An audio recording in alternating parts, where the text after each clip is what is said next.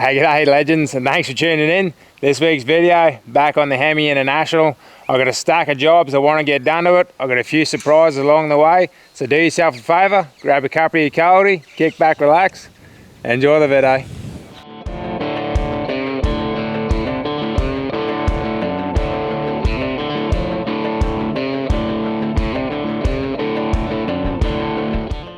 Alrighty legends, so first thing I want to get done on this thing, I remember saying in the other video how the throttle was really dicky. Well, as you can see, like, that's the end of the cable. I don't have anywhere to stick it onto the carby. It's clamped, the cable is clamped on the spot you're not supposed to clamp it on. This was just to get it driving. So first things first, I want to sort that out so this thing can actually, I can have a usable throttle in it. Second thing is, it seems to be this brake booster might be dicky. Every time I put my foot on the throttle, the engine starts misfiring and carrying on. So I want to sort that out. I've got a thermo fan to go on this radiator too.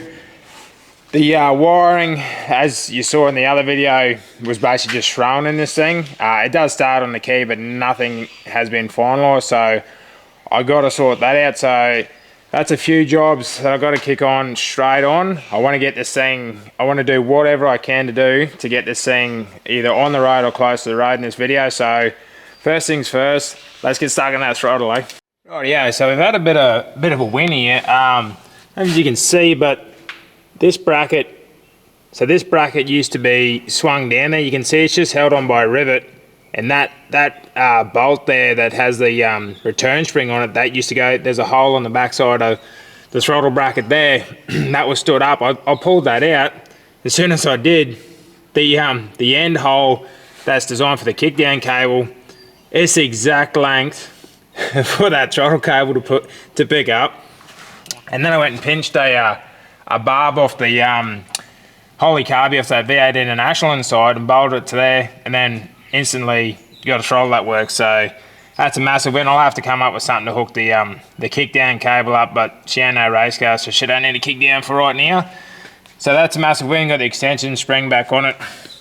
I went out to the blue C-Series out there and pinched the stud for this bonnet latch. I gave everything a big lube up, lubed the hinges up, the latch, and yeah, so now, I mean, as good as it can for a minute. Now it shuts. Typical Dodge International hinges things, a little bit sprung, but for now, without playing around with it, that's a big win.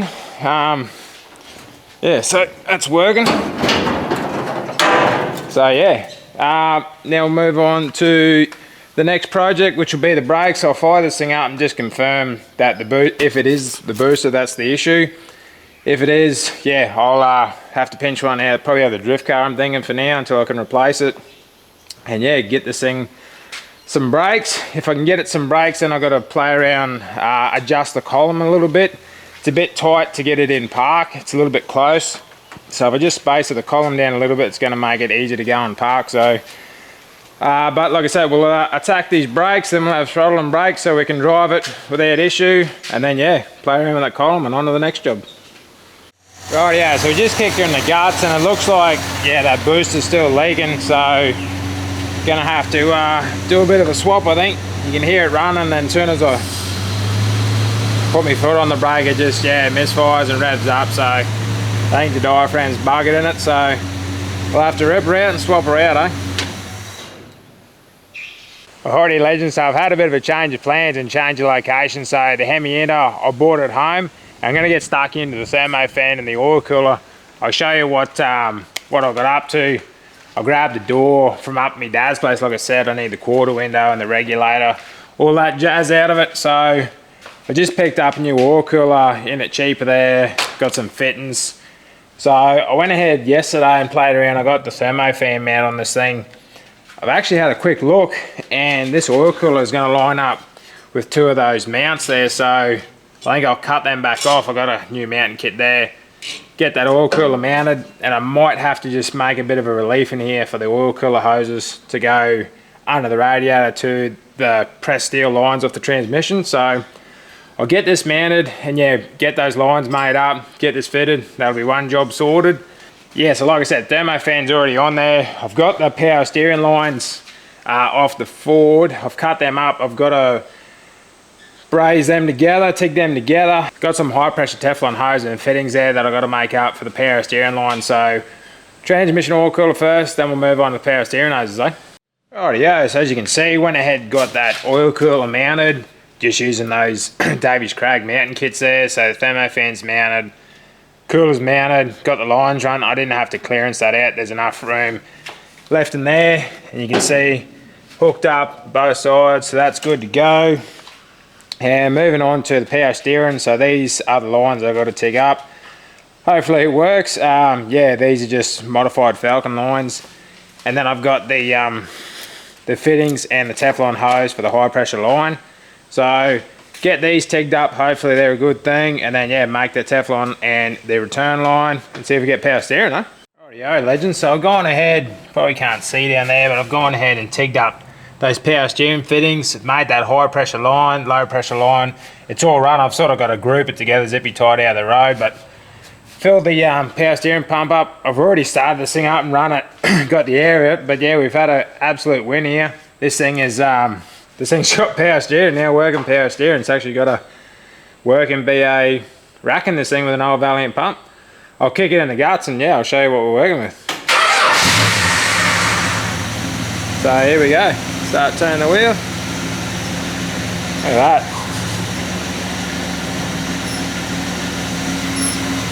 One finger.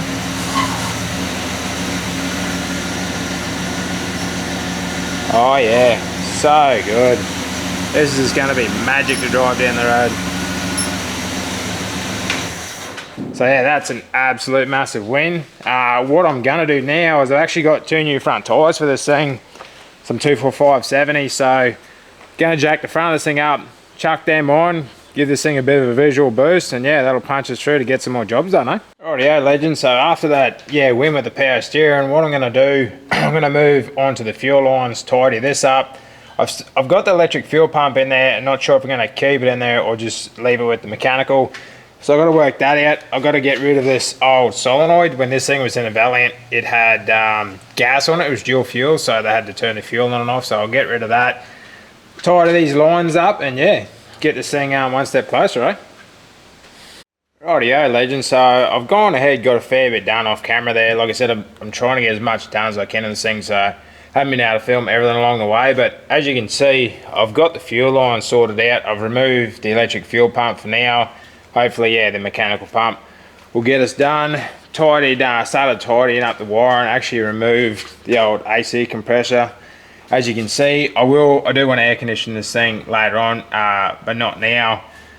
Gone ahead, tidied up the transmission cooler lines and the power steering lines. They're all run nice and neat. This thing had a dodgy engine mount in it, as you can see. This is the side that likes to tear out as well, so I slotted a new engine mount in it. So that's all sorted. I went ahead and I've bought some new shocks for this thing and got them fitted. The rear shocks, well, one of them was bent and they weren't attached to the diff as well. As you can see, new shocks fitted. Yeah, so I made new mounts yesterday. They're actually Land Cruiser shocks, so should work out really well on this thing. Then I went ahead and got, I've had these headlights for a while. So I went ahead and fitted them and actually slotted straight into the factory holes. They come with a little harness on them as well. Debating whether I use these halos you can leave as like your parkers, like leave them white, or you can actually make them indicators. They light up orange as well. So debating whether I, which way I'll go with that, but that's all ready to install.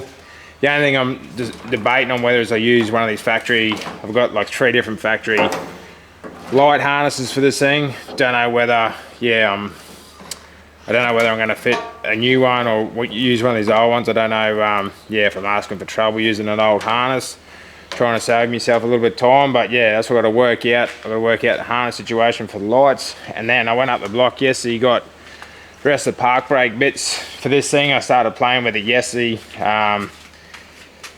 This is out of the Valiant under the floor. It goes to the cables at the back. That's the hand, that's the handle, the lever. So I'm just in the moment, I've drilled a hole there just in the moment trying to fit this and work out the park brake situation. So once I got, I think that's more important at the moment, so I'll get the park brake sorted out, we'll try and get it sorted out anyway. Then I'll move on to, yeah, getting the front grille and the headlights fitted, and then we'll move on to the next job, but first up, this is park brake. Rightio legends, so I had another couple of big victories here. As you can see, that fuel filler neck's in, so that's all buttoned up, no more stinky fuel smells. So yeah, that's all sorted out. As you can see, park brake's in and working. Needs a little bit of fettling yet, but that's a yeah, it's all hooked up and working. That's a Valiant park brake handle. It's designed so when you pull it up, you let it go, it sort of falls away. So that's another massive win. Like I said, everything's, probably can't see much, but everything's hooked up. You can see that's the Valiant part. There's cables run across through the chassis through a secondary cable, so that's all. Like I said, you can't really see much on there, but that's all hooked up. Just needs a little bit of fettling with. And I went ahead and fitted the grill, the top half anyway. I haven't put the lower part in, but yeah, this thing looks pretty snazzy, I reckon, with that grill and those new headlights in it. So like I said, I had another couple of big victories. I'm thinking I'll either fit the bottom part of the grill, or might even move on to the glass, see if I can get the front and rear screens in this thing, and maybe even build the driver's side door out, eh? So I might clean this front and rear screen up and yeah, get them fitted, eh? Alrighty legends, so some of you might be able to tell straight away, but I've kind of hit the nitrous since I turned the camera last on. As you can tell, the grille headlights are in the front of this thing. The glass is in it. I've got all the glass in it, front, rear screen, driver's side door's been kitted out. I even went ahead and see if the golf buggy fit in the back, which it does. So that's pretty cool. I went ahead of my new floor mat has turned up as well. So I've got that installed. All the wiring's done on this thing. The lights work, the indicators work, horn, all that jazz is happening. I've got, I went ahead and actually swapped the thermo fans on this thing. Put a set of Falcon fans on it. That big single fan I had on it wasn't working. I've been running this thing up in the shed, and yeah, it was just getting hot with the single fan on it. So I put a set of Falcon thermos on it. Seems to be working a treat. So one thing it is doing, oh, you can even see it here. It's got a little bit of a dribble there, a little bit of a dribble there, and down the bottom is leaking. So it's over the holidays. I can't get this fixed at the minute, but I do have some of the needed stuff, so I'm thinking about slipping that on it, letting it cure. It cures pretty quick there by the look of it. So that's a move I'm going to do now. I think I have to pull the radiator out because I've got a leak down at the bottom outlet as well. So I'll probably rip that out, fix that, give this thing a once over. Like I said, trying to get everything done for roadworthy. Borrowed hacksaw's plates there for the minute too. So I think that's about the last thing on the list. Everything else seems to be working. So I want to fix the radiator, get it back in, give it a once over, and yeah, see what's left, eh? So let's rip this radiator out.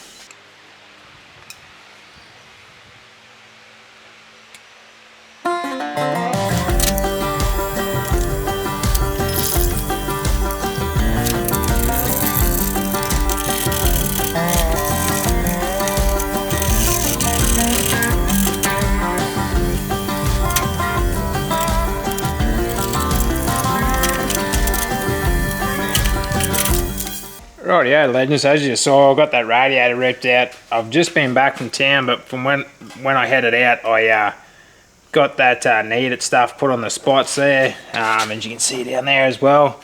Hopefully there's enough on it. Like I say, I want to get either this radio or another radio record, but just for now, over the holidays, it's going to get us going.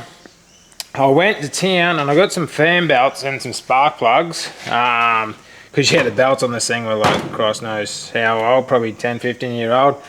And I got some new spark plugs because yeah, they'll be as old or older. I went to try and get a water pump, couldn't get one in town. I didn't think I would be able to get one, but thought I'd try my luck. So what I'm going to do, as you can probably see by all the brown water that come out of this thing, what I'm actually going to do is give the engine a bit of a degrease and then yeah, shove the gurney through the top and up through the water pump. Give the block a big clean out. There's no thermostat in this thing, so, and I'll do the same to the radiator, give the cooling system sort of a a decent flush, because yeah, some crap in this thing, as you can imagine. So might push it outside, hook the gurney up, give it a bit of a degrease, and then yeah, blow this out and start putting them back together with the new belts, and then yeah, change the spark plugs, eh? So let's grab the gurney.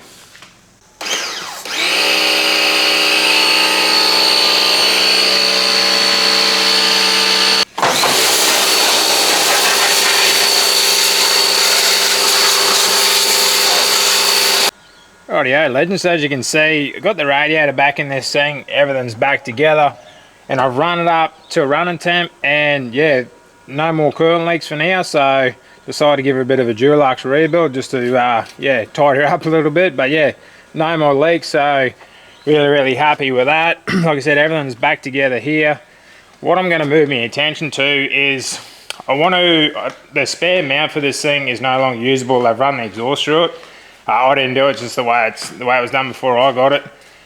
So I can't put the spare tyre underneath, but what I'm going to do is I'm just going to sit it up on the headboard for now, and I'm going to carry a spare jerry can with this thing. So there's nowhere really to tie down on, but I've got this lug, so I'm just going to drill a little hole in that rib there, weld that into position, just so I can run a strap around the tyre and the jerry can.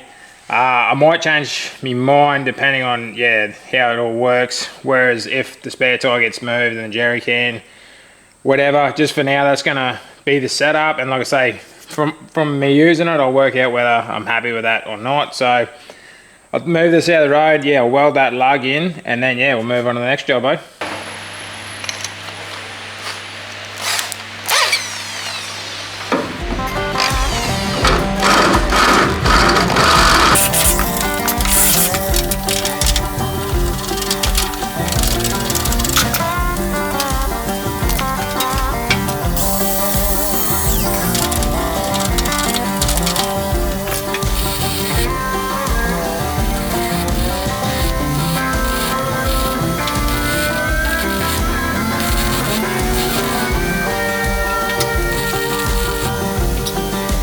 Rightio, legends, as you can see, I got that lug welded in the corner there, jerry can, spare tyre, strapped down. I don't know if I pointed out the secondary battery that's in this thing.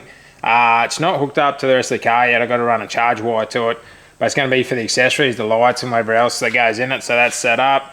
My tool bag sitting there. I'm going to actually roll this thing outside, give it a bit of a wash, bit of a scrub with the broom, and hit it with the gurney. Not that it's probably going to make much difference, but I don't know what this stuff's going to do. I hit it with some evapor rust just on the bonnet mainly.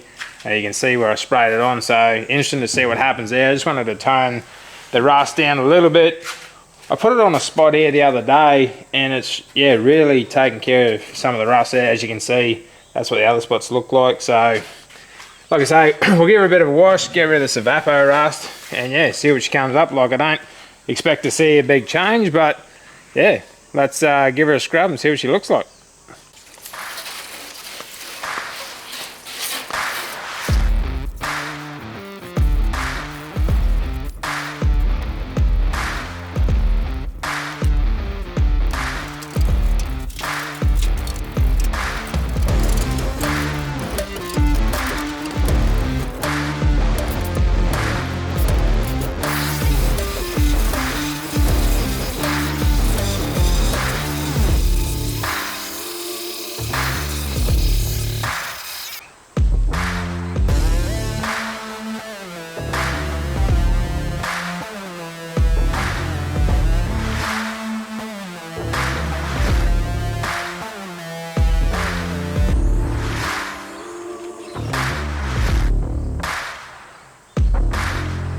Alrighty legends, there you have it. The Hemi ender is basically done. And I mean, I don't know if it's perfection, but it's got to be close to it. Well, it is in my eyes anyway. There was, however, one thing missing with this thing, and the legends over at Novsite agreed, and they said the Hemi ender needs a honking great big light bar to just scare off everything in its way. And I said, I think you're right. So the legends at Novsite, they hooked your boy up. It's a bit hidden in there, it's a bit stealth. That is a 40-inch light bar. Have a go at it. Yeah, this thing is, the whole deal with this thing, apart from being very bright, is it's low profile. So that is tucked right in. It doesn't even stick out past the grill. So I went ahead, had to do a little bit of surgery to that lower grill to fit it, but I mean, well worth it. You wait till you see this thing at night time. It is going to, whatever's in front of it, it's basically going to be x-rayed. So gonna take this thing once the big fireball in the sky goes down, gonna take it for a little squirt down the road, down the boat ramp, and we're gonna turn not just a light bar on, but we're gonna turn the lights on the back on the roof rack. And let's see what sort of disco we can get going with this thing. This is gonna be awesome. Just before we take off, for those of you who don't know and those of you who maybe forgot, I'll just remind you these are the 3-inch LED pods. So these are 3200 lumen each. They do 9 to 36 volts, so it doesn't sort of matter what battery setup, what electrical setup you got, they're gonna work on everything. The aluminium construction, lightweight, compact, but they are bloody bright. And I'll put a link to the video that I did on these lights if you just want to go and check it out. All the specs are in that. But like I say, these are awesome sets of lights. I've got 2 driving and 2 floodlights on the roof rack on this thing, and they work a treat, as you're about to find out. And we're about to find out together how good this 40-inch light bar works on the big girl. Keen to see. So yeah, as soon as the sun goes down, we'll head off, and yeah, we'll get this light test happening, eh? Rightio legends, so we're down at the boat ramp, and as you can see, it's pitch black. So just parked up, got the parkers on. I'll hit the rear lights for you first, just to show you what we're working with there. So I'll hit these front lights first. Boom. And boom. So as you can see, they're the driving lights on the back of this thing. Absolute rippers they are. And yeah, they're the floodies off the side. I'll shut my door. As you can see, yeah, I ain't missing much at night time in this rig with all the lights turned on, and they're just the auxiliary lights that's on the roof rack. So I'll go ahead and I'm gonna flick the light bar on for you. I'll turn these other lights off, or these front facing floodlights anyway. Turn them off. And we'll hit it. Light bar and go. How good is that? What an absolute monster. Like I say, this is the 50-inch light bar. It's about 9,000 lumen. Again, 9 to 36 volt. We'll work on any setup, obviously, 12, 24, all the way up to 36. This thing is monster. I'll put the link in the description for not just the light bar, but for the 3-inch pods as well. All the specs you'll be able to find on Novsight's website. Again, code BAMBAM for 25% off. Yeah, you're gonna wanna check these out, legends. They are awesome. And you ain't gonna see a whole lot from the front, but yeah, these things, I was blown away. Like I say, this is gonna suit the purpose of what me and Cody are doing with the off-road camping and all that sort of jazz. So, rightio legends, I'll head back to the house and we'll button off there, right? Alright legends, that's gonna shut this video off. Again, thoroughly impressed by Novsight lights. That light bar is just absolutely awesome and gonna work a treat on the old Hemi Inter. And I'm still in love with these little 3-inch pods. They're absolutely awesome. Like those floods see forever, and those spots just go a mile. So like I said, hit them up, 25% discount, code BAMBAM at checkout. As always legends, I hope you enjoyed the video. If you did, do us a favor, like, comment, share and subscribe. I'll catch you on the next one.